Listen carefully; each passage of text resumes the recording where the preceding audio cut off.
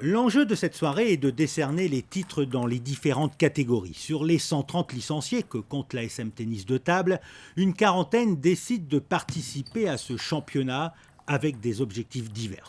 Soit pour le plaisir, soit pour monter sur la plus haute marche du podium. Mais forcément, ce sont les meilleurs pongistes qui se retrouvent autour de la table de jeu. Anthony Peretti, ici à droite de l'écran, remporte le titre en simple messieurs en battant Damien Provost, le champion sortant. Mais il a fallu 5-7 pour départager les deux pongistes.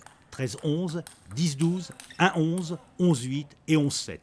Une finale qui restera sans doute dans les annales du club de par son intensité et de par son scénario incroyable. Les joueurs ne retiennent pas leur coup et assurent le spectacle. C'est important, hein, toujours, d'arriver déjà en finale et puis de réussir à remporter un match comme ça qui était un peu au couteau, qui était difficile.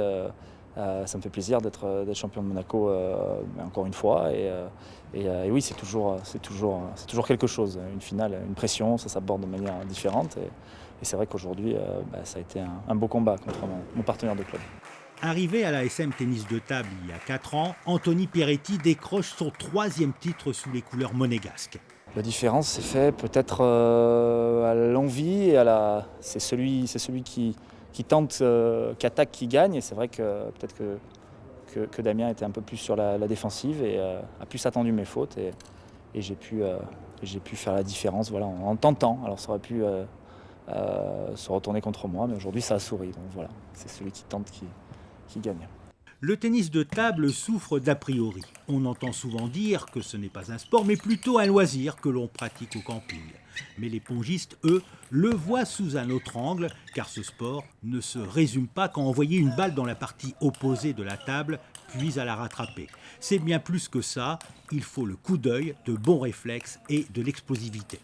C'est un véritable sport, c'est le sport national en Chine, c'est bientôt le sport national en Allemagne. C'est vrai qu'en France c'est très méconnu dans la mesure où, comme pour tout, hein, quand on n'a pas de grands champions, c'est difficile de faire connaître son sport. Et c'est vrai qu'en France à l'heure actuelle on a du mal à avoir des joueurs dans les meilleurs mondiaux dans la mesure où les Chinois trustent tous les premières places mondiales. Donc voilà, ça fait que finalement c'est dur de se faire une place au soleil. Chez les dames, la logique est respectée. Le titre revient à Xiaoxing Yang. Cette jeune femme de 27 ans l'emporte face à Lauren Riley en 3-7, 11-4, 11-4 et 11-4. Difficulté, c'est qu'il faut rester toujours concentré, il faut pas lâcher un point, il faut quand même jouer sérieusement. Donc voilà. Ouais. 44e mondiale, Xiaoxing Yang était la grande favorite de la finale après avoir gagné l'an dernier le Pro Tour de Croatie et après avoir été finaliste du Pro Tour de Belgique ou encore quart de finaliste des Pro Tours du Qatar et d'Espagne. Un beau palmarès pour cette pongiste qui pratique la discipline depuis plus de 20 ans. J'ai commencé en Chine quand j'étais petite, donc Quel âge ? 6 ans. Quand j'avais l'âge de 6 ans, j'ai commencé. Du coup, parce que tennis de table, c'est un sport en Chine, c'est le premier sport comme ici au foot. Donc, mes parents ont choisi ce sport pour moi, pour la santé, pour le plaisir, donc comme tout le monde. Donc j'ai commencé.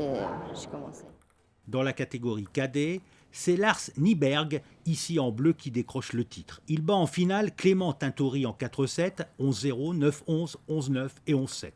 En classe de 3e au collège Charles III, Lars a su allier pour l'emporter intelligence de jeu, dextérité et concentration. Ça fait toujours plaisir de remporter un tournoi, surtout le championnat de Monaco. Et il y avait une certaine appréhension au départ quand tu es arrivé dans la salle ou tu étais assez confiant? J'étais assez confiant, mais je n'étais vraiment pas sûr de le remporter. La différence s'est faite où? À l'expérience, au coup mieux joué que l'adversaire? Je pense que l'expérience s'est faite dans le moral, dans la tête. C'est-à-dire que tu avais une tête plus solide que ton adversaire? Oui, peut-être, mais il y a aussi les jeux qui sont différents. Direction maintenant l'Islande et les Jeux des petits États d'Europe pour 6 pongistes de l'ASM Tennis de Table.